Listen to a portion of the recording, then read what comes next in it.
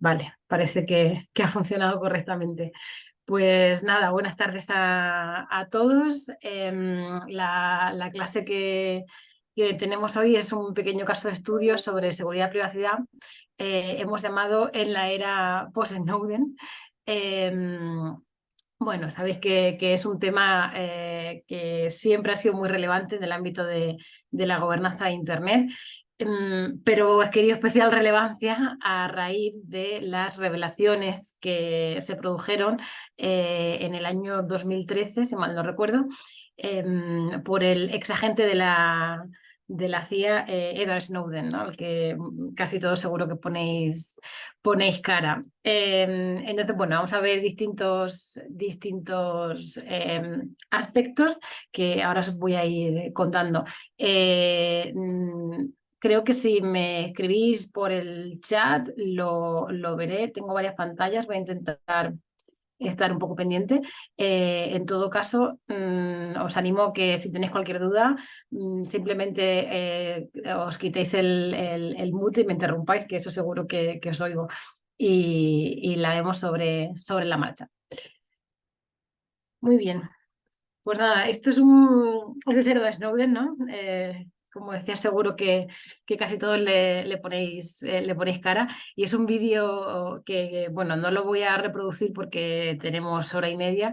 Y bueno, dura 10 minutos, que no es mucho, pero no tenemos tiempo para reproducirlo, pero os animo a que lo veáis. Es un fragmento de una charla que da él ya después de las revelaciones. Como sabéis, pues tiene, digamos, asilo político en Rusia, y desde allí da una charla pues online en una audiencia en Estados Unidos, ¿no? Año 2017. Y este fragmento que os copio aquí, ¿no? Lo dice en el título, Surveillance About Power, ¿no? Lo que habla es sobre la relevancia creciente de los datos para cuestiones estratégicas, ¿no? Para el poder, ¿no? Entonces, aquí Edward Snowden lo que presenta son las cuestiones de seguridad y privacidad, ¿no? Que normalmente las vemos reñidas, es decir, bueno, la seguridad entendida como seguridad nacional. Pues si queremos una seguridad nacional tenemos que ceder nuestra privacidad para que los gobiernos no se espíen y puedan detectar a los criminales, ¿no? Y él pone en cuestión esta premisa, diciendo que mayor seguridad implica seguridad tecnológica, claro, aquí entiende él, y mayor privacidad, ¿no? Y, y bueno, pone ejemplos históricos de qué se ha entendido como la lucha contra el crimen y, en fin, y la evolución histórica de cómo se podía violar la privacidad o la capacidad tecnológica para en fin, invadir la privacidad de las personas en pro de la seguridad nacional en los años 60, frente a cómo se ha podido hacer ahora lo que él ha presenciado, ¿no? Porque la capacidad de almacenar información y de capturar información y procesarla, pues es infinitamente mayor. Además, dejamos rastro digital por todos sitios, y la capacidad de procesamiento y almacenamiento de la información es muy barata, que es lo que quería decir, con lo cual es viable por primera vez en la historia. Esta es la idea que aquí él transmite. Vigilar indiscriminadamente a la población, ¿no? Que es lo que él descubrió que estaba haciendo el gobierno de Estados Unidos, ¿no? Y eso generó pues una crisis muy grande, diplomática, pero también tuvo otras muchas consecuencias en el ecosistema de Internet, y eso es lo que vamos a intentar ver hoy, entre otras cosas. Entonces, bueno, os dejo ahí el título del vídeo. Si lo buscáis en YouTube podéis verlo. Bueno, los objetivos docentes siempre nos gusta poner, voy a ponerme aquí un puntero. Los objetivos de este caso de estudio, ¿no? Lo que queremos es comentar con vosotros la relación entre la privacidad y la seguridad en el ecosistema digital, y tres otras cuestiones, ¿no? Esta es como la cuestión de más alto nivel. Una de las más importantes que vamos a hablar es sobre el tema del cifrado, ¿no?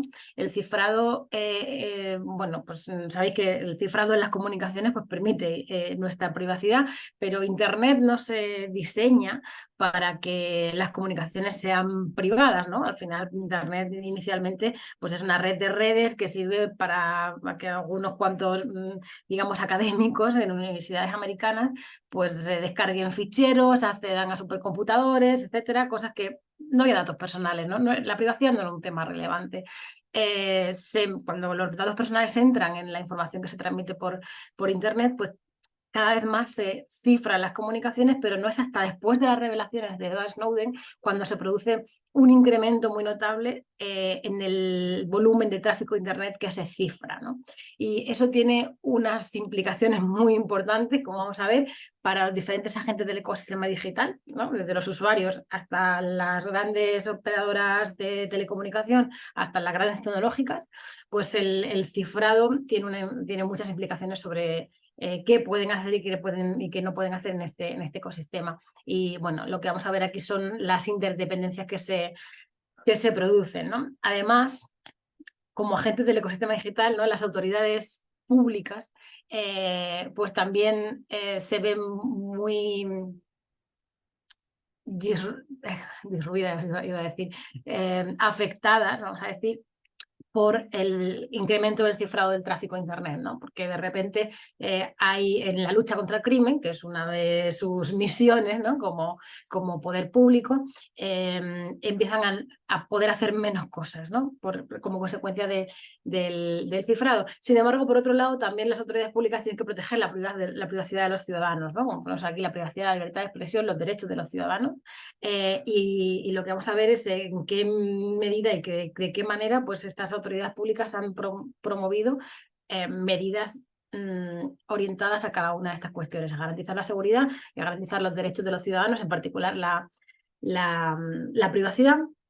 Y vamos a ver en concreto también la nueva, ya no tan nueva, bueno, se aprobó en 2018, el Reglamento General de Protección de Datos, que es bueno, pues el Reglamento General de Protección de Datos europeo, que es el que, digamos, determina la norma de privacidad para ciudadanos europeos. Cuando se tratan datos de ciudadanos europeos, no importa que la empresa sea europea o no lo sea, una empresa americana, una empresa rusa, si presta servicios a ciudadanos europeos, debe tratar sus datos personales conforme a la normativa europea, y esta es la principal novedad. Precisamente por esta cuestión, que lo que vamos a ver, bueno, aquí sé que hay alumnos que no sois europeos, pero lo cierto es que el Reglamento General de Protección de Datos se está convirtiendo en un estándar mundial, porque como las empresas de todo el mundo deben cumplirlo siempre y cuando traten datos de ciudadanos europeos, pues se convierte en una especie de estándar de facto, ¿no? Y está adquiriendo mucha relevancia este reglamento, no solo en Europa, sino a nivel mundial. Bien, pues estos serían los objetivos de la clase y este es el índice de los contenidos que vamos a ver. Básicamente, pues lo que os he ya introducido lo vamos a estructurar en 4 secciones, en 4 partes. Primero voy a contar en qué consistió el caso Snowden, por si no lo conocéis, cómo fue posible. Y luego vamos a ver las consecuencias, ¿vale? Las consecuencias, primero, sobre las plataformas de Internet, y que la reacción fundamental que tienen es cifrar el tráfico, cifrar todo el tráfico de Internet, ¿no? Cómo reaccionan los gobiernos en su doble misión que estábamos comentando de, por un lado, garantizar la seguridad nacional. Para ello tengo que ser más intrusivo, ¿no? Que Edward Snowden aquí no está de acuerdo. Y por otro lado tengo que garantizar la privacidad de los ciudadanos, y luego vamos a hablar un poquito de la normativa de protección de datos y las cuestiones que siguen abiertas sobre privacidad y ética del tratamiento de los datos personales. Bien, pues empezando con el caso Snowden. Bueno, el caso Snowden, básicamente lo que hizo Edward Snowden fue denunciar el uso de procedimientos de vigilancia y de espionaje masivo por parte de los servicios de inteligencia americanos. Este espionaje se producía tanto a ciudadanos americanos como a ciudadanos no americanos, pero era diferente, ¿no? Porque los ciudadanos americanos estaban protegidos por una norma nacional, con lo cual, pues incluso los servicios de inteligencia podían hacer legalmente ciertas cosas que con los ciudadanos extranjeros pues no se preocupaban, porque no había ninguna norma americana que dijera que no se podía hacer esto o lo otro con ciudadanos extranjeros, ¿no? Con lo cual, bueno, pues pero el caso es que se vigiló de manera, o sea, lo que reveló es que se estaba vigilando de manera indiscriminada y masiva pues información, datos personales, comunicaciones de ciudadanos de todo el mundo, ¿no? De hecho, fue un escándalo, como decía al principio, diplomático también, porque reveló que se había espiado las comunicaciones de varios jefes de Estado y Gobierno de otros países, como por ejemplo Dilma Rousseff de Brasil, Angela Merkel, Alemania, o Durão Barroso de la Comisión Europea, presidente de la Comisión Europea de entonces, ¿no? Y bueno, aquí os he puesto una pequeña viñeta con, esto era el mandato de Barack Obama, Yes We Can, ¿no? Bueno, a Edward Snowden, por supuesto, se le acusa de ser el chivato, el traidor, y bueno, pues obviamente se le comienza a perseguir legalmente por uso no indebido de la información a la que accedía y 1000 cosas más, y como decía, pues tiene asilo político en Rusia. Estas son, ahora os voy a contar un poco cómo esto fue posible, ¿no? Cómo el gobierno americano puede de repente espiar a ciudadanos de todo el mundo de manera indiscriminada, ¿no? Como tenía acceso a estos datos. Y lo voy a hacer con las propias transparencias, las diapositivas de PowerPoint que Edward Snowden hizo públicas, ¿no? Lo que él hizo fue publicar la información clasificada del programa que se llamaba PRISM, que veis aquí la portada de ese set de transparencias, y que curiosamente, como veis, pues tiene aquí arriba, bueno, pone for confidential use, creo, todos los logos de las principales empresas aquí americanas, ¿no? Entonces, ¿cómo es posible que esto sucediera, no? Pues esto tiene que ver con la arquitectura de Internet, ¿no? La arquitectura de Internet, porque sabéis que el mundo, voy a poner primero esta transparencia, mejor, el mundo está interconectado, todo el mundo está interconectado, pero no todas las zonas están igual de interconectadas, ¿no? Y precisamente porque Internet nace en Estados Unidos como una red académica y demás, y que luego se privatiza, al final pues toda la interconexión de todos los sistemas nace o va creciendo alrededor de ese backbone original, de ese espina dorsal original de Internet que está en Estados Unidos, ¿no? Al final las comunicaciones que nos parece que son, bueno, pues así como todo un poco abstracto, son infraestructura física que está desplegada interconectando los distintos sitios del mundo, ¿no? Esto es un cable un mapa de cables submarinos que hay desplegados por el mundo, ¿no? Y como podéis ver, pues Estados Unidos cada colorcito es un cable distinto. Es de las regiones mejor interconectadas, ¿no? Por no decir la mejor interconectada, ¿no? Veis que aquí tiene muchísimos, al final la salida al mar es importante también en la era digital. Veis que hay muchísimos puntos de interconexión en todas las zonas costeras de aquí de Europa, Reino Unido, Ámsterdam es un hub muy importante, y bueno, aquí norte de España, Portugal. Y costa este y oeste de Estados Unidos, ¿no? La este conecta con Europa, la oeste conecta con Asia. Y como podéis ver, hay muy pocas interconexiones, por ejemplo, entre la América Latina, América del Sur y Europa, ¿no? O América Latina y África, o África y Europa. O sea, no hay la cantidad de conexión que hay en Estados Unidos. De hecho, si lo vemos a nivel lógico, a nivel de capacidad, esto era, bueno, por la época, ¿no? En la que se hicieron estas transparencias, 2011, podéis ver que aquí se presentan las regiones del mundo con estos círculos, y el tamaño de la interconexión del ancho de banda que conecta estas regiones con esta conexión de color naranja, ¿no? Entonces veis que Estados Unidos y Canadá pues tienen o tenían un nivel de conexión de 4.972 gigabits por segundo con Europa, de 3.000 gigabits por segundo con América Latina, de casi 3.000 también con Asia Pacífico, tal. Pero sin embargo, estas regiones, el resto de las regiones del mundo, Europa, África, Asia Pacífico y América Latina, entre sí tenían una capacidad que no es nada comparable, ¿no? Por ejemplo, América Latina con Europa 5 gigabits por segundo, África con Europa un poquito más porque está en el Mediterráneo, pero Asia Pacífico con Europa mismo 1 gigabit por segundo. ¿Qué es lo que ocurre? Que al final, sabéis que los paquetes de Internet, pues digamos el tráfico de Internet son paquetes que se van enviando cuando llegan a un sitio, se reenvían y llegan a su destino. Como hay muchos posibles destinos, económicamente la ruta que sigue un paquete de Internet es la ruta más barata y no la más corta en términos de número de saltos, ¿vale?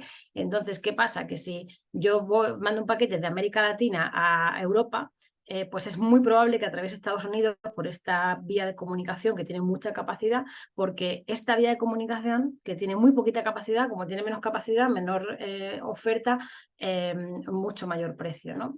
Entonces es muy probable que las comunicaciones de Europa con América Latina pasen por Estados Unidos. Lo mismo con las comunicaciones de Europa con Asia-Pacífico, etcétera.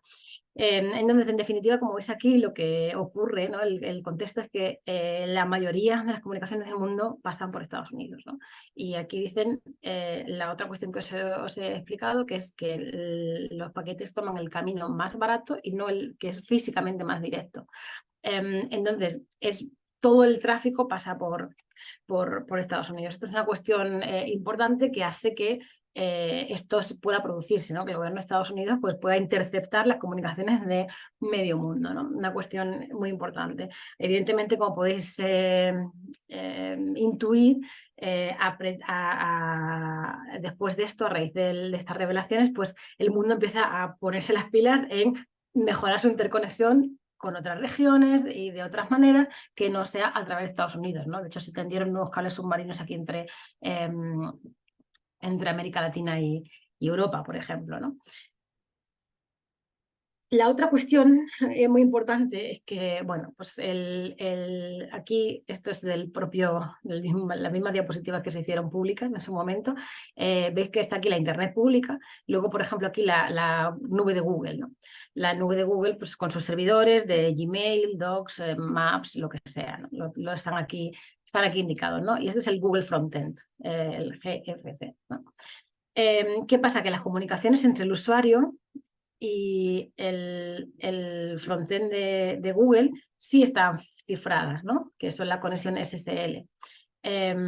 Sin embargo, se cifraba hasta el frontend, no se cifraba como llamamos ahora extremo a extremo, sino se cifraba hasta que tú alcanzas la nube privada. Como ya luego la nube es privada, pues lo que ponen aquí, el tráfico estaba en texto claro ya dentro de la nube. Bueno, obviamente, aunque esté en texto claro, si está dentro de la nube de Google, ¿cómo se pudo acceder de Google y del resto de empresas? ¿Cómo se pudo acceder a estos datos? Pues bueno, esto es una cuestión que nunca se ha aclarado del todo, ¿no? Si pues, las empresas americanas fueron colaboradores necesarios, ¿no? Con una backdoor, ¿no? Con una puerta trasera que permitiera acceder a la información, o hubo ahí un problema de seguridad y como realmente luego los datos estaban almacenados en texto plano, pues una vez que entras puedes acceder a todos los datos, ¿no? Bueno, entonces esta es la propia explicación que los servicios americanos tenían en su documentación, ¿no? Y esa es la otra cuestión importante, ¿no? Entonces, de alguna manera, pues esto revela que ha habido algún tipo de colaboración necesaria o sugiere entre las grandes plataformas de Internet y el gobierno de Estados Unidos. Que, o sea, no solo que el tráfico pase por aquí, sino que pasa por aquí y no está cifrado, porque se almacena en los servidores de empresas americanas también. Entonces, la respuesta fundamental y más inmediata y más rápida de todas las plataformas de Internet, bueno, en primer lugar fue publicar una carta abierta, ¿no? Una carta abierta a Washington que llamaban, dirigida al presidente de la Nación y a los miembros del Congreso, diciendo que esto no podía suceder, ¿no? No podía suceder. Y bueno, aquí tenéis a los firmantes de AOL, Apple, Facebook, Google, LinkedIn, Microsoft, en fin, las principales empresas firmarán esta carta diciendo que esto, todas las acciones, ¿no? Tienen que ser avaladas por la Constitución y proteger los derechos de los ciudadanos, etc. De hecho, hicieron una página web que hoy no la he visitado, pero la visito con relativa frecuencia para cuando doy estas clases y está, no digo hasta el día de hoy operativa, pero hasta hace muy poquito yo la he visitado y sí que está operativa, Reform Government Surveillance, en la que pedían, ¿no? Y siguen pidiendo que estas prácticas de espionaje no se vuelvan a producir, ¿no? En esa página web que solicitaban reformar la vigilancia de del gobierno, pues adherían, ¿no?, estas empresas a 5 principios fundamentales, ¿no? La primera, aquí los tenéis, ¿no? La primera es limitar la capacidad y la autoridad de los gobiernos para recoger información del usuario, ¿no? Ya, los gobiernos deberían específicamente limitar la vigilancia, solo hacerlo a usuarios específicos con propósitos legales, ¿no? Y no simplemente recoger datos masivos de las comunicaciones a través de Internet, ¿no? O sea, al final hay que adherirse a los principios de ir a sujetos concretos cuando hay un indicio hablado por un juez de que puede haber un posible crimen, ¿no? O una infracción. Segundo principio, la accountability, ¿no? La rendición de cuentas. El gobierno, incluso los servicios de inteligencia, deben rendir cuentas, ¿no? No porque seas un servicio de inteligencia puedes estar al margen de, de la ley, ¿no? Y no rendir cuentas al Congreso, que al final es donde emana la soberanía popular. Tercera cuestión, transparencia. A partir de aquí, las grandes empresas de Internet empezaron a publicar sus informes de transparencia con la government request, ¿no? Con las solicitudes que cada gobierno le hacía sobre información de sus usuarios. Es decir, como toda la vida se han interceptado comunicaciones de posibles delincuentes, ¿no?, con una autorización judicial, pues igualmente un juez puede solicitar toda la información que tenga Google o que tenga cualquier empresa sobre un sujeto que está siendo investigado. Pero lo que piden es que se publique cuántas solicitudes se hace por parte de cada gobierno y de qué naturaleza son, cuántos datos se piden, etcétera, ¿no? O sea, de manera agregada, y la verdad que a raíz de ahí sí que se empezaron a publicar muchos informes de transparencia, de cesión de información, ¿no? Debe saltar del 3 al 5 porque está muy relacionado, ¿no? Es evitar los conflictos entre países. Una cuestión importante es que, claro, las empresas americanas, por el hecho de ser americanas, no querían, porque son operadores globales que tienen clientes en todo el mundo, pues tener que facilitar información a un gobierno, digamos el de Estados Unidos, y que ese gobierno mismo les pidiera que nos facilitaran cierta información a otros gobiernos, ¿no? Entonces ellas aquí se quieren resolver, se quieren posicionar como neutrales en este tipo de conflictos que deben ser resueltos, que es lo que estaba leyendo aquí, por los propios gobiernos, ¿no? Y finalmente, y muy importante para el tema de la gobernanza de Internet y el One World Connected, ¿no?, como la unidad de Internet como una red global, es respetar el flujo libre de la información. Esto, como vamos a ver, suscitó muchos problemas porque al final parte de la motivación por la que esto fue posible fue que todo el tráfico del mundo circulaba libremente y obviamente pasaba por Estados Unidos. Lo que se le ocurriría a cualquiera, y a muchos gobiernos se les ocurrió, fue decir, bueno, pues yo ahora voy a decir que los servidores de Gmail de los usuarios de mis ciudadanos tienen que estar en mi país, no pueden estar sus datos almacenados en otro sitio, ¿no? Entonces, esto es eso al final es una fragmentación de Internet, ¿no? Ya deja de tener una red global y empieza a tener muchas redes pequeñitas donde se interconectan los usuarios con los servidores de dentro de un país, los usuarios de otro sitio con los servidores de otro sitio y así, ¿no? Entonces, eso para un operador entendido como una empresa, un agente global del ecosistema, es totalmente indeseable. Y al final este cuarto punto lo que pedía era respetar el flujo libre de información en Internet, mantener una Internet única y global.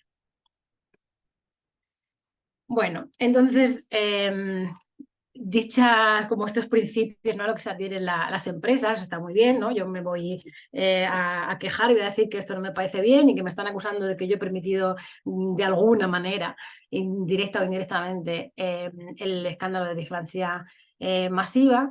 Entonces, las medidas no se acaban ahí en un alegato por la privacidad, sino que se ponen las plataformas de Internet a hacer cosas concretas como cifrar todas las comunicaciones, no como se hacían entonces, que desde el usuario, o sea, solo la parte de la Internet pública, desde el usuario hasta el frontend, hasta la entrada a la Internet privada, sino extremo a extremo, ¿no? Yo voy a cifrar toda la comunicación desde el usuario hasta el servidor o del usuario al usuario, etcétera, ¿no? Extremo a extremo, pues depende de la naturaleza de la conexión, pero... y pudimos ver, ¿no?, muchas noticias, pero muy poquito después del escándalo de vigilancia masiva, sobre las empresas de Internet, Google, Facebook, implementando protocolos de cifrado extremo a extremo, ¿no? Tenéis una noticia de la BBC, Google and Apple to introduce default encryption, un año después. También en los dispositivos, ¿no? Esta es la parte de comunicaciones, la parte de los dispositivos, la información que se almacena en un dispositivo ya empieza a almacenarse de manera cifrada y no se puede acceder a ella si no tienes la clave de desbloqueo del dispositivo, no se almacena en texto claro, en texto plano. O una muy popular que seguiréis viendo seguro, por ejemplo, es el cifrado extremo a extremo de WhatsApp, ¿no? Cuando empiezas un nuevo chat con alguien, si usáis WhatsApp, veréis que arriba dice su comunicación está cifrada extremo a extremo, ¿no? Y te advierten de que la comunicación es perfectamente privada, absolutamente privada, y que nadie, ni siquiera WhatsApp, va a poder acceder a esa información, porque se cifra con una clave pública, otra privada, y solo los usuarios que pertenecen a esa comunicación tienen la clave para acceder a ella. Esto fue lo más importante, ¿no? De repente empieza a cifrarse todo el tráfico en Internet, ¿no? Y si miramos algunos números de cómo de relevante fue esto, perdón, pues bastante relevante, ¿no? Como podéis imaginar, había servicios que utilizaban protocolos con cifrado, como por ejemplo estos son los servicios de Google, ¿no? Pues Gmail o Google Drive, ¿no? Donde se supone que hay pues mucha información personal, estaban cifrados desde el principio, pero otros servicios que en principio no tienen tanta información personal, como los servicios de publicidad, el calendario de Google, bueno, el calendario también, ¿no? Eso está ahí arriba, pero por ejemplo Google Maps, ¿no? O Google News o YouTube, ¿no? En principio no tiene información personal, son datos que consumimos. Empiezan también a cifrarse, ¿no? Este porcentaje de tráfico que se cifra, empiezan también a cifrarse.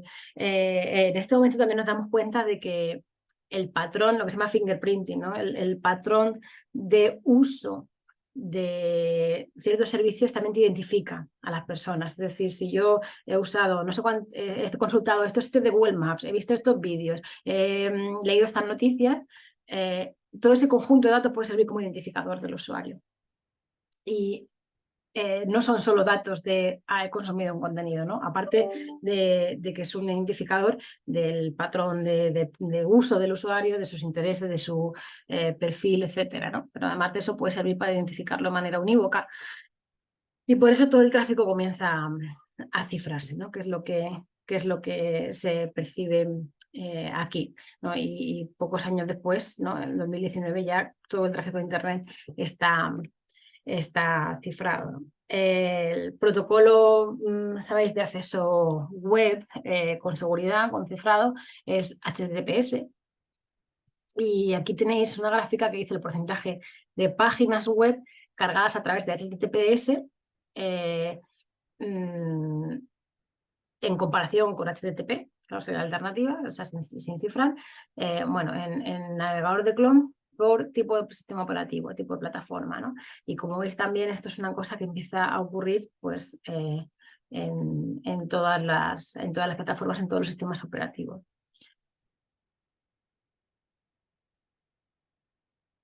Bueno, los agentes de Internet, las grandes tecnológicas, ¿no? Pues hicieron en esta época muchas afirmaciones sobre la relevancia de la privacidad. De hecho, esto sigue siendo un mantra, ¿no? Que sigue dando vueltas en Internet. Por ejemplo, Apple, ¿no? Hace poco iba por la calle aquí en Madrid y había una publicidad en un edificio entero que estaba en obra y estaba el logo de Apple y ponía privacy, ¿no? Entonces, o iPrivacy o algo así, ¿no? Al final lo que te estamos poniendo, o sea, en nuestros dispositivos tienes privacidad garantizada, ¿no?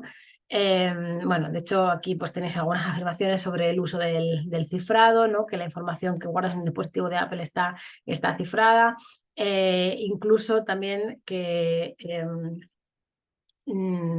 al estar cifrada solo puede descifrarse con la clave de bloqueo del teléfono, por ejemplo.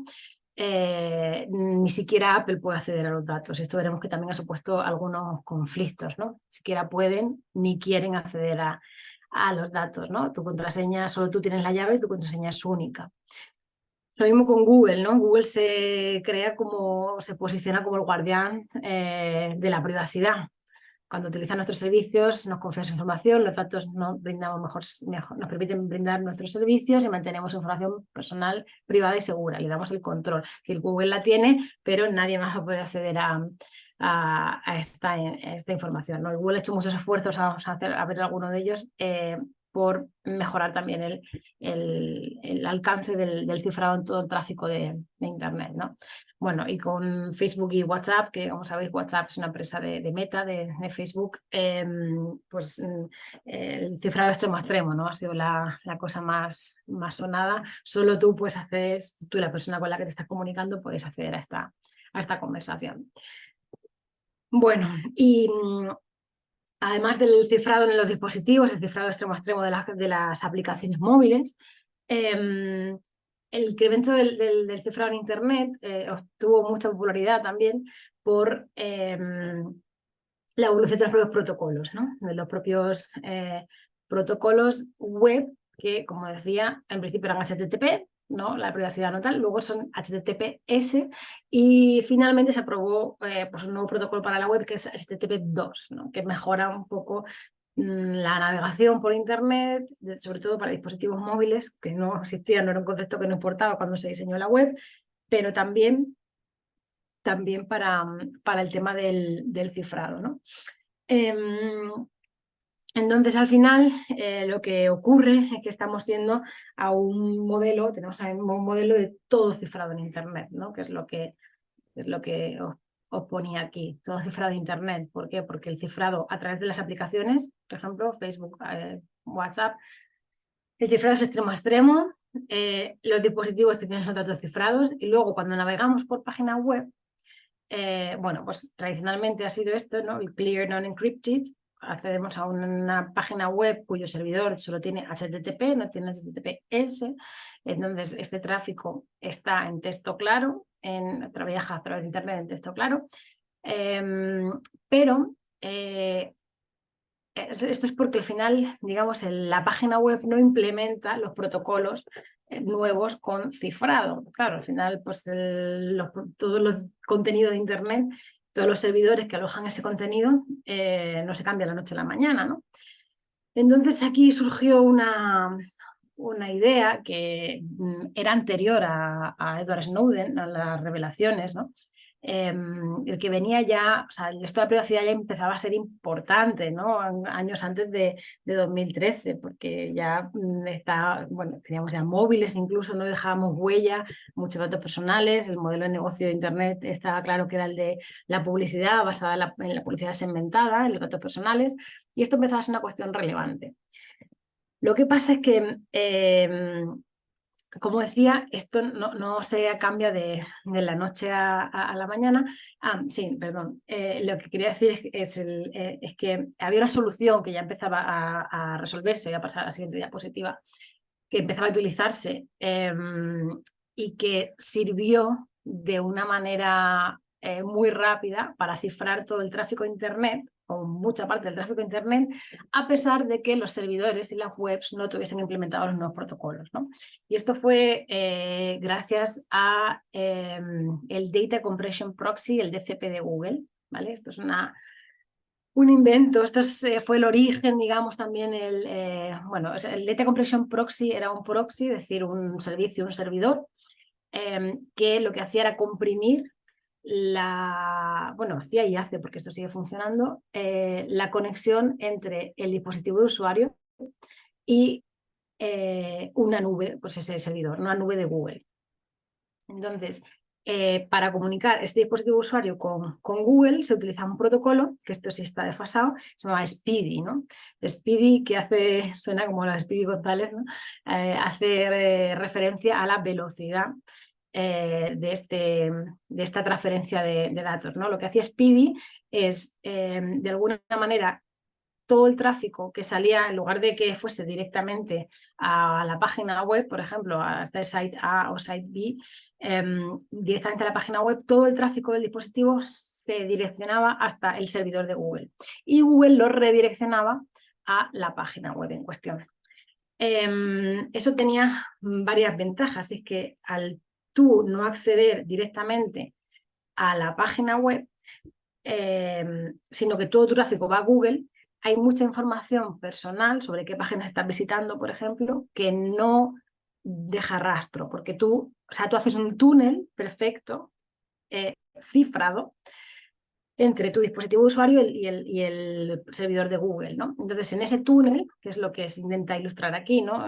Digamos, cada línea de esta sería una conexión y todo va encapsulado en un túnel, de manera que todo ese tráfico va al mismo sitio, al servidor de Google, y va cifrado, ¿no? Porque además Google imponía que si tú activabas el uso de Speedy, de este protocolo, todo el tráfico se cifraba.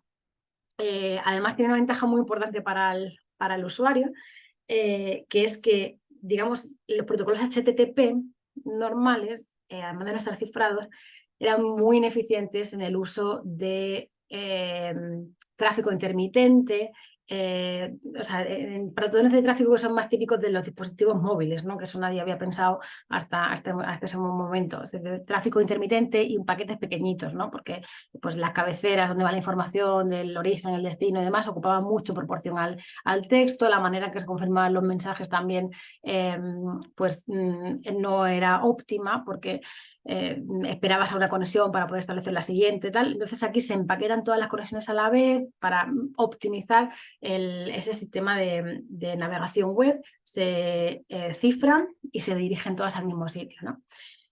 Tenía una ventaja para el usuario, como digo, es que al optimizar ese proceso de conexión ahorraba muchos datos. Es decir, si tú tenías que consumir 1 gigabyte de datos para el tráfico que utilizabas en una semana, pues si activabas Speedy podías reducirlo a 500 megabytes. Eso supone que tu tarifa de móvil te dura mucho más, ¿no? Y que los operadores de telecomunicación cobran menos. Pero bueno, sobre todo la experiencia, te ahorrabas datos y la experiencia de usuario era mucho mejor, ¿no? Para el usuario eran todo ventajas.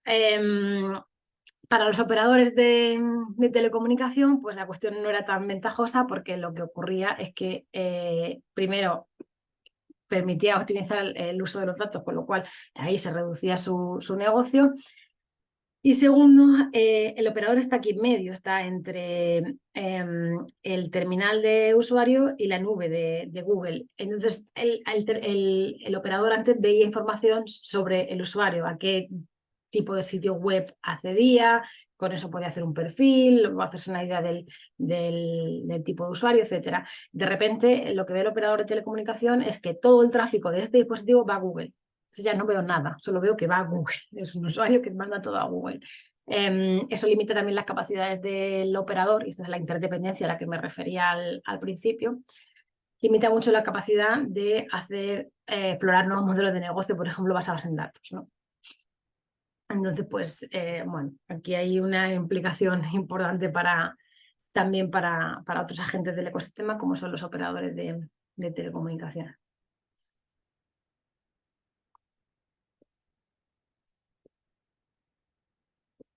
Pero nada.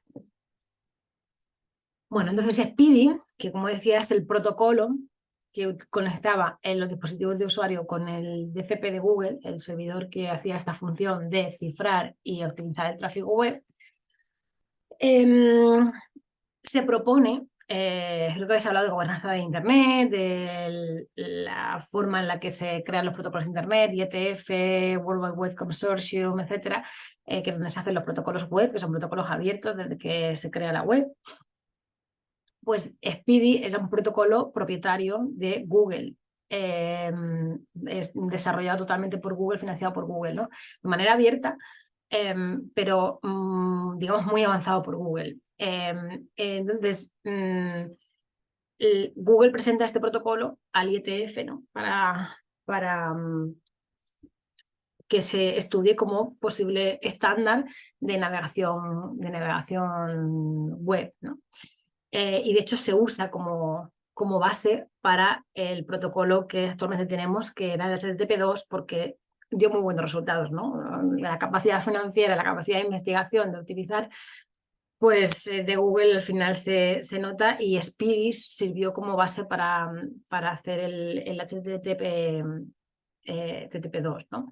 Y de hecho, bueno, esto es, bueno, tiene que ver con las RFC, que es la Request for Comment. Sabéis que se piden peticiones a la comunidad para mejorar el estándar, etc. La mayoría de los navegadores implementan ya el soporte para HTTP2, ¿no? De hecho, HTTP2 es muy parecido a Speedy. O sea, solo tiene dos diferencias fundamentales, ¿no? Una es el algoritmo de compresión de las cabeceras, que os he dicho, la parte de cómo se optimiza el tráfico web, y el tema de la encriptación. Si tú con HTTP2 no quieres, puedes no encriptar la información. Es voluntaria. Sin embargo, en Speedy era obligatorio cifrar la información para poder usar el protocolo. Entonces, estas son las dos diferencias fundamentales. En febrero de 2015, ¿no? Tras este proceso de estandarización en el IETF, y ver que el protocolo que finalmente pues, iba a ser el HTTP2 se parecía mucho a Speedy, Google anuncia que va a dejar de usar Speedy en favor de HTTP2, ¿no? Y de hecho el soporte de Chrome a Speedy finalizó en 2016, ¿no? Y de hecho, bueno, pues la mayoría de los navegadores solo admiten ya HTTP2 sobre TLS, es la manera de cifrar el tráfico. Aquí tenéis alguna captura pantalla sobre, esto fue en 2018, ¿no? Y cómo el tráfico de Speedy va disminuyendo a medida que Google pues, va retirando ese soporte. Y aparece un nuevo tráfico de HTTP2, cómo va creciendo, ¿no? Esto sigue existiendo, el Data Compression Proxy, ¿no? De hecho podéis utilizarlo, podéis investigarlo. Se puede seguir haciendo lo de yo voy a enviar todo mi tráfico a Google y que Google de ahí ya me lo mande a Internet y luego me lo devuelva, o sea, poner como un intermediario, poner a Google de intermediario para tu interfaz con la web, con el mundo. Y beneficiarte de toda la parte de optimización de tráfico, reducción mejora de la experiencia de usuario, con la reducción de la latencia, etcétera. Pero sí se permite, está aquí, ¿no?, deshabilitar el cifrado. Si quieres, pues no cifrar esa información. Lo que pasa es que, bueno, al final todos queremos cada vez, digamos, una web más segura, mayor privacidad para los usuarios. No sé cuál es el incentivo, la verdad, también os digo, para deshabilitar este cifrado, ¿no? Bueno, esto es una historia que, digamos, ya damos por concluida, ¿no? Al final Speedy, el DCP, termina en HTTP2 y la adopción de HTTP2, que es el protocolo de evolución de HTTP.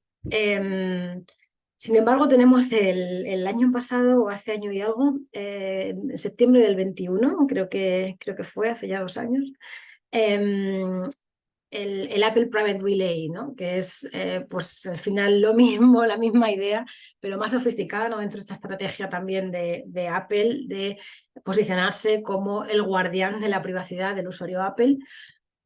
Pues Apple anuncia el lanzamiento del Private Relay, que es un servicio por el que los usuarios Apple pueden pagar dentro de la suite de servicios de Apple Cloud. Y lo que promete es reforzar la privacidad de los usuarios. ¿Por qué? Por la misma historia, es el mismo espíritu que el DCP de Google. Es decir, que todas las conexiones a Internet que uno se realiza están cifradas extremo a extremo. ¿Vale? Extremo a extremo. ¿Dónde están los dos extremos? Uno es el terminal de iOS, ¿no? Lo tenéis aquí, y el otro es el proxy o sea, el proxy es el servidor, ¿no? De Apple. Esos son los dos extremos. Es decir, que Apple tiene toda la información sobre qué haces tú entre su servidor y el mundo mundial, ¿no? Donde quieres llegar a través de la web, los datos, etcétera, pero todo pasa por él, con lo cual al final toda tu información con la interconexión con Apple va cifrada, ¿no? Y además hay múltiples capas de cifrado para que o sea, lo que reclama Apple no es que nadie, incluida Apple, puede ver quién eres y qué sitios web visitas, ¿no? Y bueno, es un servicio que ha empezado hace 2 años y bueno, al final es muy parecido al del DCP, ¿no? Me parece que al final el mundo de Internet va por ahí, ¿no? Por que alguien nos dé ese servicio de hacernos privado el acceso a Internet, que de otra manera pues dejaría mucho rastro, mucha información visible, ¿no? Bueno, esto parece que es lo que la tendencia, ¿no? Entonces, esto en cuanto a las plataformas de Internet y el cifrado y el impacto del cifrado en lo que es el desarrollo tecnológico. Y ahora vamos a ver un poco más la parte de las relaciones de los gobiernos y la privacidad y la ética de los datos, ¿no? Y los gobiernos pues tienen una parte más geoestratégica, vamos a decir, en su doble misión, como decía, y con esto paso a la segunda transparencia, de, por un lado, garantizar la seguridad y la lucha contra el crimen, ¿no? Como gobierno, me puedo preguntar cuáles deberían ser las obligaciones de los nuevos servicios de comunicaciones para garantizar la seguridad nacional o luchar contra el crimen, ¿no? Cómo deberían proceder las fuerzas de seguridad si no existe un procedimiento para interceptar las comunicaciones sobre los nuevos servicios, ¿no? Esto es algo que ha traído muy de cabeza a los gobiernos. Hasta cuando ve el teléfono, yo, un operador de telecomunicación, le digo, deme usted acceso a todas las comunicaciones de esta persona, evidentemente con autorización judicial, y te las tenía que dar, ¿no? Un operador con operación en tu país, con digamos, una sede principal en él y con un elemento de mucha vinculación al territorio. Sin embargo, pues ahora las comunicaciones se llevan a través de servicios cuyos servidores quizá no están siquiera en tu país, cuyas empresas que lo proporcionan tampoco están en tu país y con los que a lo mejor tienes dificultad para hablar y solicitar esos registros de las comunicaciones, ¿no? Eso por un lado lo que es la parte más legal, pero es que incluso de repente esos servicios son cifrados y al ser cifrados lo que ocurre es que aunque te los quieran dar, no lo vas a poder leer, ¿no? Esas comunicaciones no las vas a poder interceptar porque están cifradas extremo a extremo.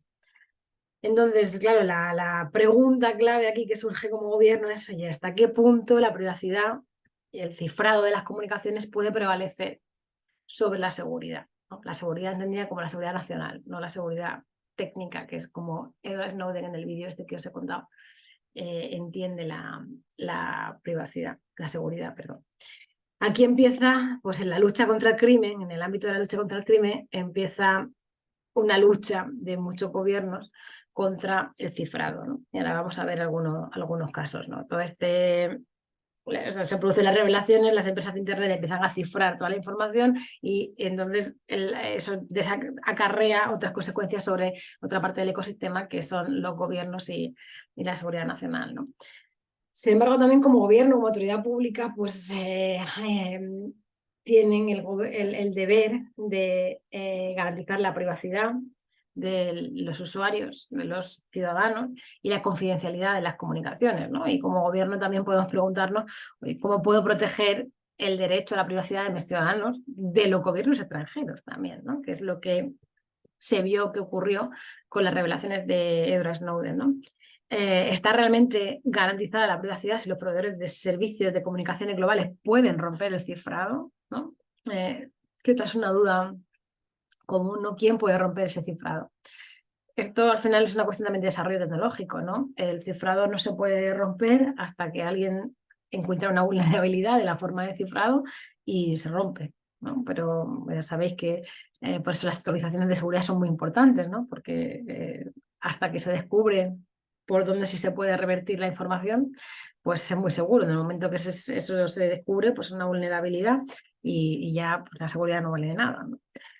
Entonces, la pregunta que te puedes hacer como gobierno, ¿no? En relación con la privacidad y la confidencialidad de las comunicaciones es cómo pueden consistir diferentes marcos legales mundiales en cifrado de privacidad, ¿no? También.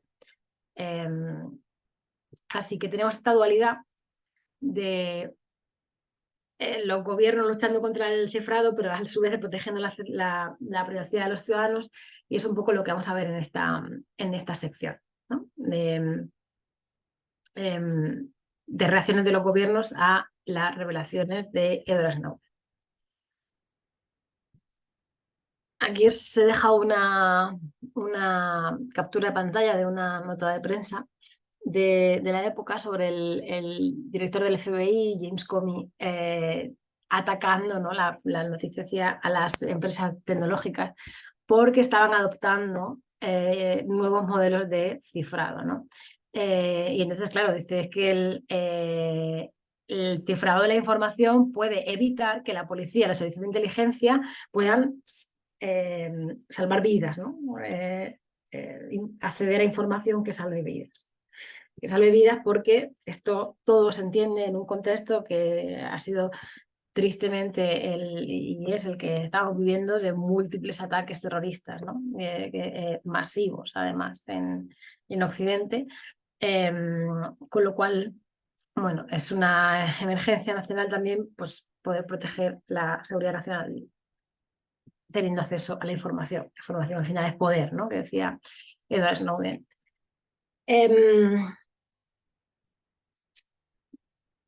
Esto ha llevado a numerosos casos, ¿no? Algunos países se llevan a tomar medidas radicales. Os he puesto aquí un par, ¿no? Por ejemplo, o sea, el tema de la dificultad de acceder a servicios de, o sea, comunicaciones para investigaciones judiciales, ¿no? En Brasil hubo una situación muy complicada en 2015-2016, ¿no? Porque bueno, había un juez que estaba investigando pues, un tema de tráfico de drogas y como no conseguía, claro, para la investigación necesitaba acceder a las comunicaciones de ciertas personas, ¿no? Y le solicitó a WhatsApp, ¿no? De la misma manera que antes solicitaba al operador que le diera acceso a los mensajes de texto que se mandaban, pues ahora se lo solicitó a WhatsApp. Sin embargo, WhatsApp dijo, no, es que yo no puedo darle esa información, ¿no? Y lo que hizo fue obligar a los operadores de telecomunicación a bloquear el tráfico de WhatsApp, ¿no? Entonces dejó a WhatsApp totalmente inservible en el país, en Brasil, durante un par de días, los cuales se vivieron situaciones muy difíciles porque imaginad, o sea, claro, obviamente si yo bloqueo el tráfico que va a las IPs, a los servidores de WhatsApp, bloqueo el tráfico de WhatsApp, dejo a los usuarios que se puedan dejar de comunicar, pero la gente, como sabéis, depende muchísimo y cada vez más, no solo las personas, sino también las empresas, de las comunicaciones de WhatsApp, ¿no? Entonces esto, bueno, pues al final se montó tal que el juez tuvo que retirar la solicitud de los operadores o la orden a los operadores de dejar de bloquear WhatsApp. Bueno, en diferentes casos similares han ocurrido en Brasil. Y luego hay otra disputa muy sonada y muy conocida, que fue el caso del cifrado de un dispositivo Apple, ¿no? No recuerdo si fue en los atentados de Boston. Bueno, pues había un teléfono iPhone que se había encontrado y estaba muy relacionado con la investigación que se estaba llevando a cabo. Lo que pasa es que el FBI, claro, como el dispositivo tenía toda esa información cifrada, como hemos dicho antes, pues el FBI no podía acceder a la información que era en el teléfono. Entonces le pidió colaboración a Apple, ¿no? Además, oye, es una empresa americana, desbloquéeme usted o descífreme toda la información que hay en este teléfono. Y Apple dijo, pues lo siento, pero no puedo, porque la información está cifrada y solo se puede descifrar con la clave de desbloqueo del dispositivo, ¿no? Entonces aquí hubo una disputa muy grande del FBI contra Apple, ¿no? Además que Apple decía, no, es que yo ni siquiera puedo desbloquear ese dispositivo, o sea, es que aunque quisiera no puedo, ¿no? Porque no existe el software que sea capaz de hacer lo que usted me está pidiendo, FBI, ¿no? Sin embargo, el FBI insistía en que, oiga, pues ese software no existe, créase, ¿no? Hágase. Pero Apple decía que no quería crear, no voy a crear ese software que sea capaz, ni siquiera voy a investigar en esto, capaz de hacer, de revertir la seguridad que hay actualmente en el iPhone, porque no sé con qué uso se puede utilizar en el futuro, ¿no? ¿Por qué gobiernos? ¿De qué manera? O sea, al final es como la caja Pandora, ¿no? Y una vez que la abres, pues ya salen todas las cosas malas, ¿no? Con lo cual Apple se negó. Y esto fue una disputa muy larga que finalmente se resolvió porque dicen que, sabéis que en Israel hay un sector tecnológico importante y que una empresa israelí que trabajaba temas de seguridad y tal, pues consiguió romper el cifrado, ¿no? Esto es lo que pasa con la tecnología, y pudo desbloquear el iPhone para el FBI, ¿no? Entonces, bueno, eso es lo que se dice. El FBI en todo caso retiró la solicitud a Apple de desbloquear el teléfono. Y de esa manera se resolvió, ¿no? Pero bueno, han sido disputas muy importantes, ¿no? Se han aprobado también diferentes leyes para luchar contra el cifrado, ¿no? Al final, oye, las agencias de inteligencia, los gobiernos necesitan el respaldo de la ley para hacer lo que se está pidiendo, ¿no? Pues una de las más sonadas fue la ley de renseignement francesa, ¿no? La ley de inteligencia, en julio de 2015, que permitía la vigilancia de las comunicaciones por agencias de inteligencia, ¿no? Cualquier actividad de Internet, de cualquier persona que entre en contacto con cualquier persona sospechosa, ¿no? Incluso accidentalmente. Lo llamativo de este tipo de normas, está solo un ejemplo, es que no se requiere aprobación judicial, ¿no?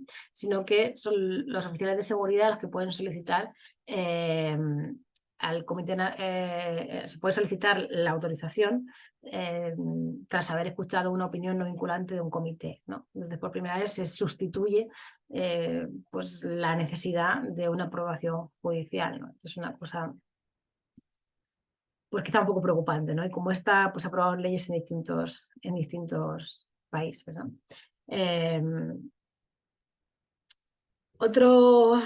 Pasando a la segunda cuestión, ¿no? Otros impactos que todo esto del cifrado y de las revelaciones de Snowden ha tenido en el desarrollo del ecosistema digital y sobre todo especial con la privacidad. Es lo que os decía antes, ¿no? Pues oye, si a mí me están espiando las comunicaciones de mis ciudadanos porque mi tráfico pasa por Estados Unidos, dejes de pasar por Estados Unidos, ¿no? ¿Cómo haces eso? Pues aumentando tu interconexión con las otras zonas del mundo, ¿no? En concreto, ahora Brasil empezó a desplegar una red de fibra óptica y nuevos cables transatlánticos para enrutar el tráfico Internet sin pasar por los servidores de Estados Unidos, ¿no? Y además sugirió que, bueno, eso ha sido una cosa que luego no se implementó, pero ha habido varias propuestas de este estilo, pues desde Brasil, en Alemania. Se ha discutido mucho la necesidad, lo que decía antes, de forzar que los datos de los ciudadanos de un país se almacenen en ese país, ¿no? Por ejemplo, esta noticia, ¿no?, de Telecom Papers, el regulador alemán le dice que usar Amazon Web Services pone en riesgo los datos por el espionaje americano, ¿no?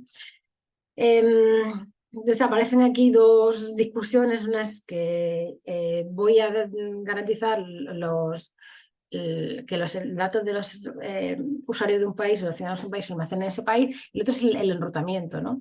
Enrutamiento dentro de cada país, o incluso que yo voy a decidir que quiero que mi paquete no cruce Estados Unidos, los paquetes de tráfico de mis ciudadanos, sino que vayan por esta otra vía, ¿no? Esto al final lo que genera es una fragmentación de Internet, ¿no? Supongo que durante el curso habéis escuchado, estáis escuchando mucho hablar de la fragmentación de Internet. Una solución drástica de este tipo lo que hace es fragmentar la red. Aunque la red esté interconectada, como legalmente no pueden pasar el tráfico de un lado a otro, o no se pueden almacenar los datos de un lado a otro y pueden circular libremente por la red, pues es una solución drástica, lleva a la fragmentación de Internet, ¿no? Y parece que aparece una dicotomía entre la privacidad o la interconexión, ¿no? Si tengo que elegir entre una Internet privada que respete mi privacidad o una Internet global que esté interconectada, ¿no?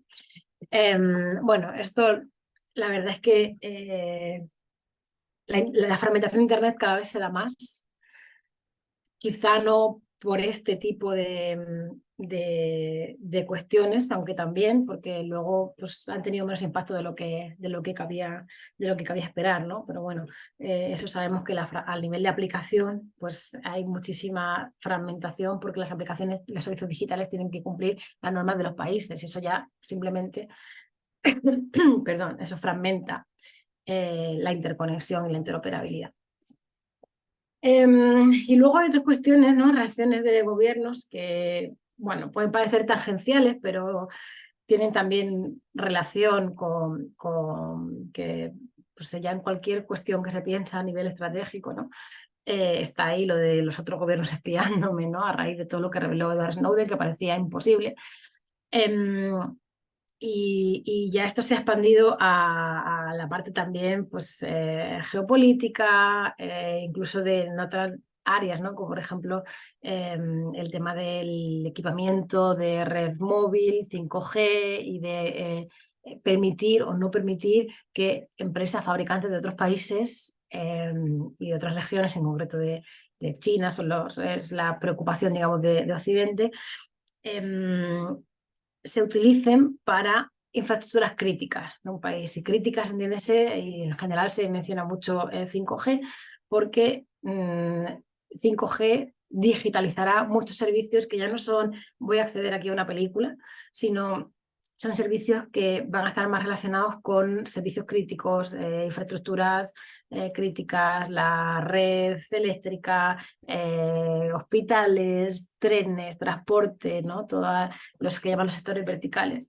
Entonces ahí, bueno, pues muchos países están sacando normas que impiden, prohíben que en este tipo de partes de la red se utilice equipamiento chino, ¿no? En general de proveedores chinos, porque son, bueno, lo que llaman high risk, ¿no? No son de baja confianza. Así que bueno, como veis, todas estas revelaciones pues, han suscitado muchas preocupaciones que se van expandiendo ya a cualquier nuevo ámbito que surge también más allá de lo que es el propio tráfico de Internet, ¿no? Bueno, y finalmente vamos a hablar un poco de privacidad y ética de los datos y la normativa, ¿no? El último punto que tenía para contaros, que es la normativa de protección de datos y cómo también esto ha ido cambiando. Bien, a ver un segundito. Bueno, son los datos el nuevo petróleo, ¿no? Habréis visto, al final todo esto se trata del tratamiento de los datos personales, la privacidad, no es el tema que hay de fondo aquí en todo lo que hemos venido contando durante esta sesión. Habréis escuchado muchísimas veces que los datos son el nuevo petróleo. De hecho, aquí, bueno, pues os hemos puesto una cita de Forbes y de un artículo que es Data the New Oil, y también en The Economist ha salido, ¿no?, prestigiosa revista de economía, sobre el activo, el recurso más valioso del mundo, ¿no? Y decían literalmente, los datos son como el petróleo, es valioso, ¿no?, pero si no se refina no se puede usar realmente, ¿no? Tiene que ser transformado, es una cuestión en bruto, en gas, plástico, productos químicos, etcétera, para crear una entidad valiosa que impulse la actividad rentable, por lo que los datos deben ser desglosados, analizados, para que tengan valor. Eso parece que es así, ¿no? Suena bien. Sin embargo, bueno, hay una diferencia muy importante entre lo cual es todavía más preocupante, vamos a decir, que diferencian los datos del petróleo. El petróleo es un recurso finito.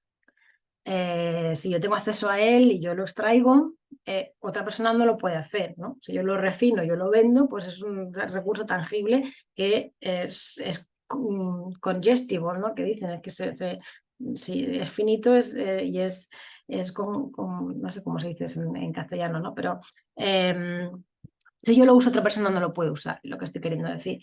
Con los datos no ocurre esto. Los datos es que yo tenga un conjunto de datos de un montón de usuarios y los explote para mi negocio, no evita que tú también tengas un montón de datos, los mismos, y los explotes para tu negocio. Es decir, los datos no son finitos, los datos se pueden replicar, además a un coste bajísimo, que es lo que también cuenta Edward Snowden en el vídeo que os he puesto en la introducción, un coste bajísimo.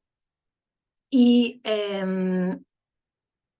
cada uno puede obtener diferente valor de esos datos, pero desde luego se pueden replicar con muy poco esfuerzo y no se agotan. Todo el mundo puede usar los mismos datos. Al final esto hace que sean una parte, pues, cada vez más grande de la economía, ¿no? Porque además no son consumibles. Lo que pasa es que los datos, pues, tienen muchas implicaciones, ¿no? Además de ser un activo muy valioso para la economía cada vez más, para una economía cada vez más digitalizada, los datos afectan a los derechos fundamentales, afectan a la confianza digital, afectan a la competencia, ¿no? Afectan a la privacidad, que es lo que nos está bueno, ocupando el día de hoy, y afectan a cuestiones éticas, a muchas cuestiones éticas, ¿no? El uso que se hace de los datos, pues, puede llevar a muchos dilemas éticos, ¿no? Hay muchos beneficios derivados del uso de los datos, ¿no? Y aquí os hemos puesto unos cuantos. Concreto en el sector público, ¿no? Hemos visto, de hecho, algunos de ellos muy recientemente, ¿no? Datos para el bienestar social, por ejemplo, información sobre pandemias. Este verano aquí, ya no os digo el COVID, pero este verano aquí hemos tenido, pues, muchísimo mosquito tigre, ¿no? Y bueno, pues se quería predecir un poco cuál es la evolución, la afectación, etcétera, y ha habido apps que recogían, pues, una foto de la picadura y de esa manera registraban el sitio y la cantidad de picaduras de mosquito tigre que estaban produciendo y predecían dónde cómo se va a ir expandiendo esto a nivel mundial, lo cual, pues, te deja, pues, como predecir el tiempo, ¿no? Te puedes anticipar a lo que va a suceder y tomar las medidas necesarias. Para prevenir el crimen, ¿no? Podemos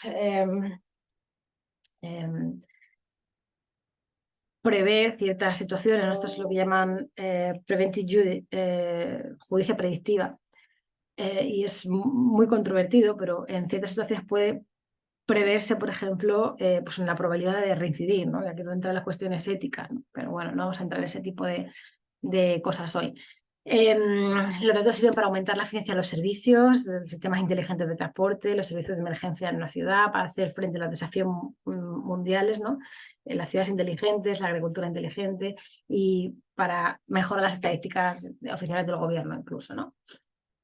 Tienen muchos beneficios, ¿no? Los datos y poder predecir lo que va a pasar basado en lo que está pasando. Eso es la potencia que tienen los datos y la inteligencia artificial. La cuestión es que también generan muchos miedos, ¿no? Generan muchos miedos porque lo hemos visto. Hemos visto, aquí tenemos otra Edward Snowden, ¿no? Revelando pues, el espionaje masivo y el espionaje político, ¿no? Aquí tenéis a Angela Merkel, a Dilma Rousseff. Y también hemos visto muchísimos ciberataques, ¿no? Entonces, y cada vez más, con lo cual pues cada vez hay más miedos y más reticencia a qué está pasando con mis datos y cómo eso me va a afectar. Hemos visto también un escándalo muy importante, ¿no? El escándalo de Edward Snowden ha sido el espionaje masivo de parte del gobierno de Estados Unidos, una autoridad pública, digamos, pero en el mundo privado también hemos visto muchos abusos y el más sonado de ellos, con diferencia, ha sido el escándalo de Cambridge Analytica, ¿no? Cambridge Analytica, os lo voy a contar ahora en la siguiente transparencia, en un minuto. Digamos, fue el caso Snowden en el uso de datos personales por parte de empresas, ¿no? Cambridge Analytica era una consultora con base en Reino Unido, en Cambridge, que se dedicaba a dos cosas, ¿no? Cuando entrabas en su web te decían que se dedicaban a campañas de marketing y campañas políticas. Entonces esta empresa se dio cuenta de que podía adquirir, claro, las campañas de marketing, como sabéis, ¿por qué tiene más calor el marketing? Si tu publicidad es más dirigida, cuanto más valor tiene tu publicidad, cuanto mejor afinas el tiro, ¿no? Más impacto tiene, porque te dirige mejor al público objetivo. Y con las campañas políticas lo mismo, ¿no? Entonces esta consultora se dio cuenta de que a través de un test de Facebook, o sea, Facebook sabéis que tiene una aplicación de una API, ¿no? Una Application Programming Interface, una interfaz de programación de aplicaciones para que pues, se puedan desarrollar aplicaciones y juegos y cosas así sobre su plataforma. Esta empresa utilizó esta plataforma para hacer un test de personalidad. El test de personalidad pues te decía cómo eras, no sé qué, tal. Y lo que hacía era recolectar información privada del usuario del que estaba respondiendo ese test, pero no solo de su usuario, y además se hacía sin su consentimiento y su conocimiento, sino de los amigos de ese usuario, ¿no? Evidentemente esto fue posible porque había una vulnerabilidad en la exposición de la información por parte de Facebook sobre los usuarios, es decir, en esa API había un fallo. En principio de buena fe, ¿no? Era un fallo del que Facebook no tenía conocimiento, esta empresa se dio cuenta y lo aprovechó. Y el caso es que recogió datos de más del 15% de la población de Estados Unidos, ¿no? Si sabéis estadística, un 15% de la población ya es mucha gente, ¿no? Es una cosa muy representativa y esto sirvió para crear o sea, con esa información de millones de usuarios, crear campañas electorales, que era uno de los dos pilares de esta empresa, Cambridge Analytica, para influenciar los votos, ¿no? En función de tu perfil, tu edad, los contenidos a los que accedías, que tu orientación política, tu género, tu perfil personal, ¿no? Se ha demostrado que esto se utilizó para influir en la campaña presidencial de Trump, por ejemplo, de 2016 y en el Brexit también. Esto, claro, supongo que lo habéis visto, ¿no? Pues ha dado muchísimas vueltas. Bueno, por supuesto fue un escándalo. Facebook perdió en un día 37.000 millones de dólares. Tuvo muchísimo impacto. Luego, a largo plazo, yo personalmente creo que no ha tenido tanto porque, bueno, pues todos seguimos usando los servicios de Facebook. Quizás Facebook como red social cada vez menos, pero a lo mejor es por otras cuestiones. Si seguimos usando el servicio de Meta, ¿no? De Facebook, como Instagram y WhatsApp, que sigue siendo la principal red de mensajería de Occidente. Entonces, bueno, yo dudo el impacto que ha tenido. Sí hemos visto a Mark Zuckerberg, fundador de Facebook, pues testificar en el Congreso y pedir perdón y decir que esto nunca debería haber sucedido, incluso escribir una carta abierta por mejorar lo que es la web en general e Internet en general, ¿no? Pero bueno, este es el impacto que ha tenido. Fue un escándalo muy grande. Cambridge Analytica desapareció, pero bueno, Facebook ahí sigue, ¿no?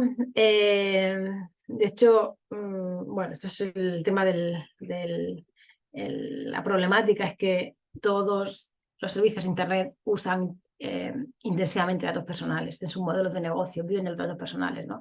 Y eso crea pues ciertas dificultades a la hora de proteger la privacidad, ¿no? Porque Internet vive de que los proveedores de servicios de Internet conocen la información de los usuarios. Y al final, si no sería sostenible, o sea, porque ese es un modelo de negocio, con lo cual, pues, un equilibrio complicado, ¿no? También hay muchos problemas relacionados con los datos, con la transparencia, ¿no? Esto fue un experimento, ¿no? Que hicieron en una universidad, porque estaban haciendo una investigación, y le pusieron a los estudiantes universitarios que tenían que registrarse en una red, digamos, una plataforma virtual, para acceder a ciertos contenidos de las asignaturas que estaban cursando, ¿no?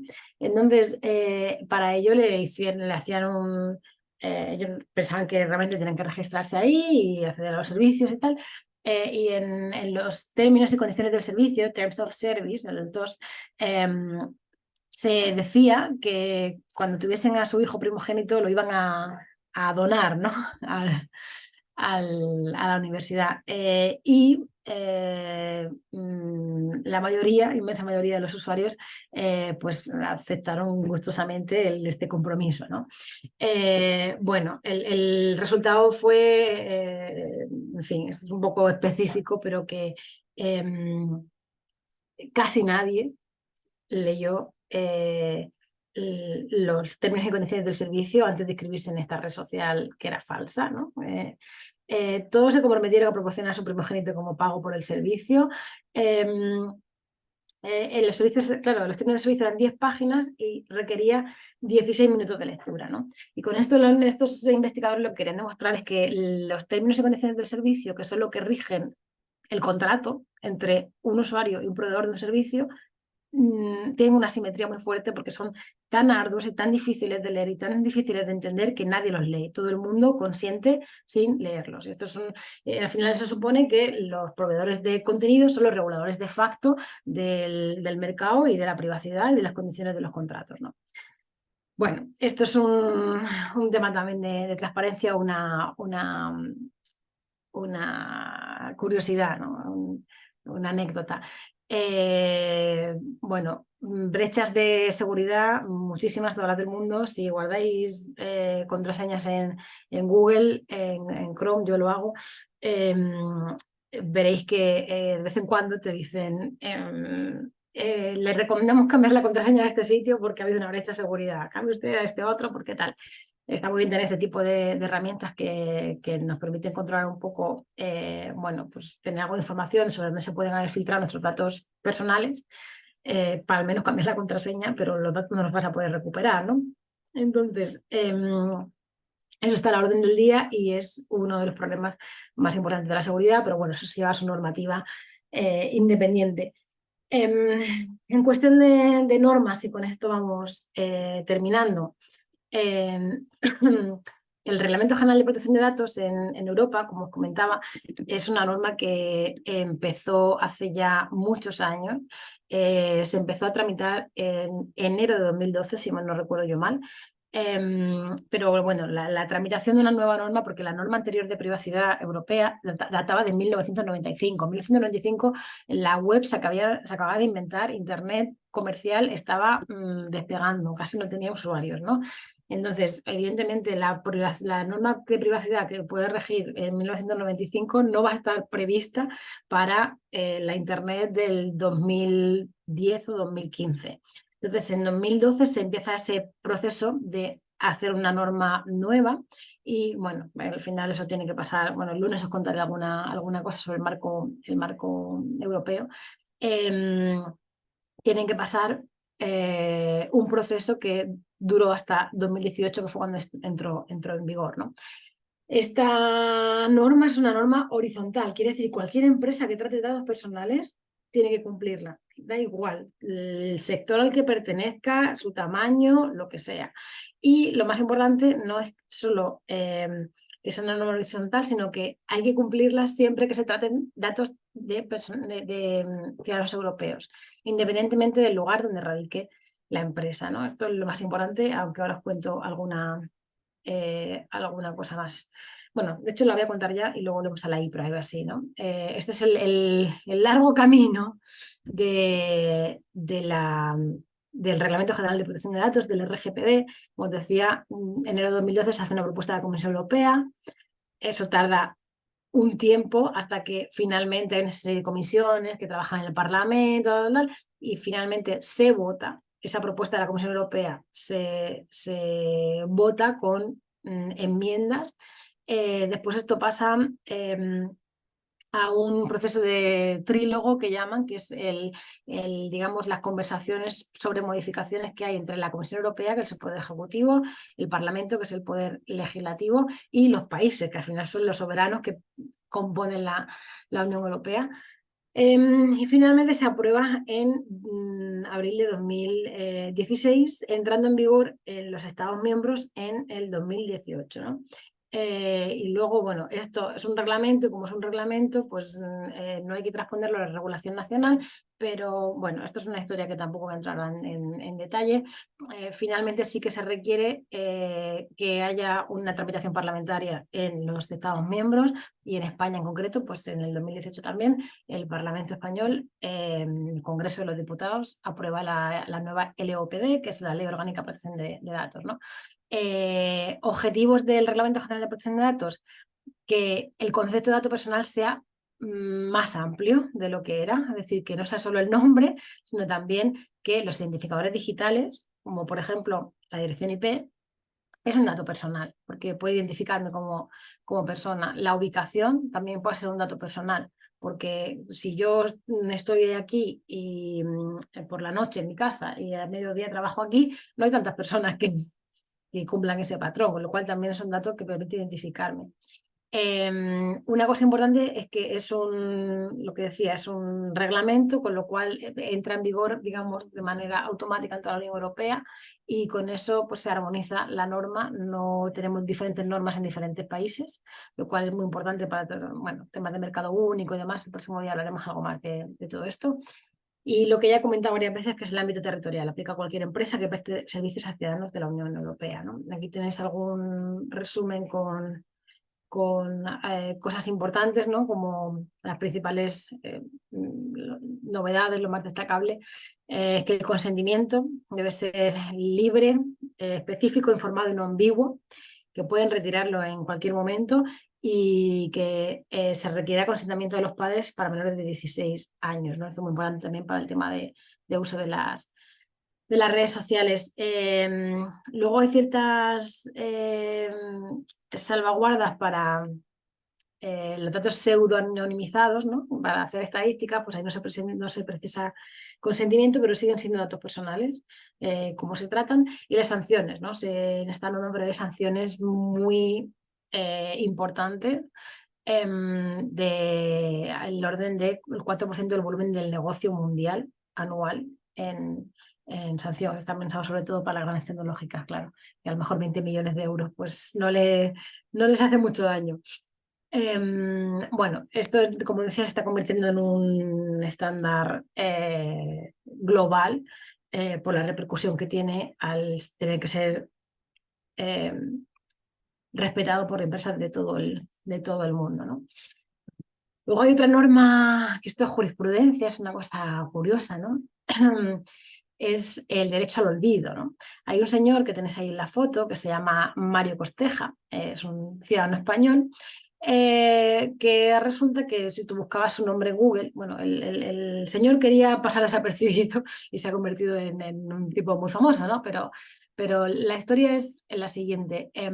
Mario Costeja tenía una deuda, me parece que con Hacienda, por alguna cuestión, y esas deudas cuando no las saldas pues se publican en el Boletín Oficial del Estado. Entonces el señor, a pesar de que en su momento saldó la deuda, pagó su multa e hizo todo lo que tenía que hacer, claro, seguía saliendo. Lo primero, cuando tú buscabas un nombre en Google, lo primero que salía era que este hombre pues era un moroso, que era un infractor, tal, tal, tal, tal, tal. Y claro, él decía que tenía derecho a ser olvidado porque él ya había pagado su deuda y quería que eso dejase de aparecer en Google porque le estaba dificultando encontrar trabajo, etcétera. Bueno, en varios tribunales, varias instancias en España, no le dan la razón y el señor llega hasta el Tribunal de Justicia Europeo, que finalmente le da la razón y dicta sentencia en su favor, diciendo que Google en concreto, porque no los buscadores, sino Google, también porque Google tiene pues, un 90% de cuota de mercado, con lo cual pues solo Google va a tener que implementar un derecho al olvido. El derecho al olvido consiste en que si yo pienso que hay algo que se indexa en Google que me está haciendo daño, está afectando a mi honor, y que es una información que ya no es correcta, ¿no? Si este hombre no hubiese pagado su multa, evidentemente eso seguiría ahí en Internet, pero como ya la pagó, pues tiene derecho a ser olvidado, ¿no? Esto se hace caso por caso. Si tú quieres o sea, los datos no desaparecen en Internet. Si tú tienes la URL completa, vas a seguir apareciendo y esa información no se quita, digamos, de los servidores, pero sí se deja de indexar en Google, deja de aparecer en Google. Y de hecho, si hacéis una búsqueda de Google en Europa, abajo del todo aparece este mensaje, ¿no? Dice, some results may have been removed under data protection law in Europe. Te ponen un aviso, ¿no? De que como estás en una región, en la región geográfica de Europa, puede que algunos resultados que Google sí indexaría no se esté indexando por cuestiones de privacidad. Y eso, bueno, Google lo decide caso por caso. Y finalmente, para terminar, pues hay una norma que la tenía en la transparencia anterior, pero me parece que era mejor contarlo así, que es la e-privacy, que es la norma europea que protege no los datos personales, que es lo que protege el RGPD, sino la confidencialidad de las comunicaciones electrónicas y de los dispositivos, de la información que se almacena, ¿no? Entonces, aquí tenéis las dos principales diferencias, ¿no? Uy, perdón. El RGPD de los datos personales, el derecho a protección de datos personales, etcétera, y el e-privacy, las comunicaciones electrónicas. El e-privacy, la confidencialidad de las comunicaciones, que no intercepten tus conversaciones, etcétera. Hay una primera propuesta, esto está siendo tremendamente complicado de aprobar en la Unión Europea. Hay una primera propuesta en enero de 2017, pero todavía no se ha llegado a un acuerdo, ¿no? Entonces, bueno, se complementa al Reglamento de Protección de Datos, pero todavía no está en vigor la nueva norma, que es el e-Privacy Regulation, el reglamento de e-privacy. Sí está la directiva anterior, que, bueno, pues tiene un alcance distinto porque se generó en un mundo en el que Internet era de otra manera. En fin, no voy a entrar mucho más en los detalles, a menos que tengáis alguna pregunta. Creo que nos queda un minuto, no me habéis interrumpido. Voy a dejar de compartir por aquí. Y nada, no sé si tenéis alguna pregunta, ya os veo otra vez y veo el chat. ¿Alguna pregunta, alguna cuestión, alguna inquietud? Tenemos un minutito. Sí, Luis, por favor. Gracias. No, súper interesante todo lo que estabas exponiendo y es un tema que abarca mucho, ¿verdad? Ya ahí entramos en cuestiones de, no sé, la huella digital que va generándose a través del tiempo de cada persona y súmele de que tal como lo comentaste, no es que la información se vaya a borrar si uno quisiera, ¿verdad? Es que no se indexa. Entonces, ¿qué Sí. se sabe de nosotros en la web? De, a tal punto que hasta se podría hacer un avatar, ¿verdad? Que conteste a Ujú. conversaciones con la información que tienen de uno, ¿verdad? A ese nivel. Ahora, hay mucha legislación, ¿verdad? Hay mucha legislación y muchos esfuerzos que se han hecho.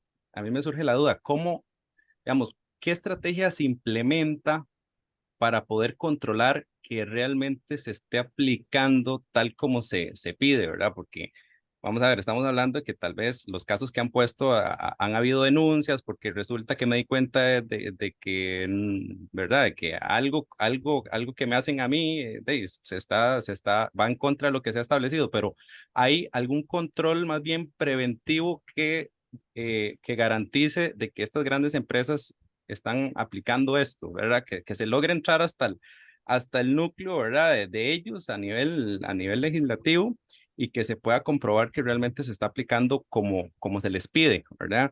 Y el otro asunto es que, bueno, que ahora también existe la letra pequeña, ¿verdad? Que muchas veces los usuarios no leen y tal vez hay legislación y todo, pero en esa letra pequeña, si vos no lo aceptás como ellos lo ocupan, de ahí nada más no puedes obtener el servicio, ¿verdad? Entonces es como, están los dos lados de la moneda. Bueno, está bien, si te ofrezco esto, pero de ahí tendrías que aceptar todo esto que te estoy poniendo en esta letrita pequeña que en ocasiones es bastante y riesgoso en ocasiones, ¿verdad? Sí, Gracias. sí, gracias Luis por el comentario. Sí, bueno, al final por eso tiene que haber una norma, esto lo veremos el próximo día, ¿no? Ex ante, que se llama ex ante. Es decir, cuando tú como regulador, como legislador, piensas que algo es muy probable que suceda o que hay una asimetría de la información, vas a poner una norma diciendo, bueno, todas las empresas tienen que cumplir con esto. Evidentemente, a lo mejor cada usuario no lo mira, no se lee los términos y condiciones del servicio, pero sabes que si esa empresa opera en tu país de manera legal, sus términos y condiciones del servicio tienen que ser conformes y la empresa normalmente se ocupa de que sean conformes porque si no, pues bueno, esto es el mundo multi-stakeholder, ¿no? Hay asociaciones de usuarios, hay poderes públicos que se ocupan de comprobar que realmente eso esté siendo así, ¿no? De hecho, te pongo un ejemplo sobre lo que decías de qué información tienen de nosotros. El RGPD exige que las empresas te digan qué información tienes sobre ti, ¿no? Entonces, Google, por ejemplo, ha tenido que hacer cambios en su interfaz y en su estructura de información para que cuando un usuario hace una petición de quiero saber qué sabes sobre mí, yo le pueda dar de manera fácil y entendible para el usuario toda la información de la que dispongo. Y de eso yo juraría que Google lo ha implementado como estándar global. Así que, aunque estés en Latinoamérica, creo que puedes probar a ir a tu cuenta de Google y decirle, quiero que me digas qué es lo que sabes sobre mí, ¿no? Y ahí Google te va a decir toda la información que tiene guardada sobre ti, ¿no? A lo mejor tú esto no lo sabías cuando firmaste las términos y condiciones del servicio porque no te los has leído, pero hay una norma que les obliga a hacerlo así y hay poderes que vigilan que así se cumpla, ¿no? Es un poco la idea. De todas maneras, hablaremos más sobre esto el próximo lunes, que os doy yo la clase, me parece que a las 5. Así que eso será parte del Gracias. tema. Buenísimo. Con ansias, entonces ahí voy a estar. Gracias. Fenomenal. Bueno, ¿alguna otra cuestión? ¿Y paramos aquí? Pues nada, os agradezco mucho a todos la atención y como he dicho, el lunes os voy a dar yo una clase también de la parte del tema 4. No, esto queda al final un poco desordenado, pero digamos de recapitulación de los conceptos y las normas de regulación. ¿Vale? Y bueno, pues ahí vamos a entrar un poco en las cuestiones estas que ha dicho Luis de, bueno, pero esto cómo se hace y por qué, etcétera, ¿no? Pues nada, buen fin de semana a todos y nos vemos el lunes. Dios, muy bien. Muchas gracias. Ok, muchas gracias, Zoraida. Buen Que fin la de semana. pasen.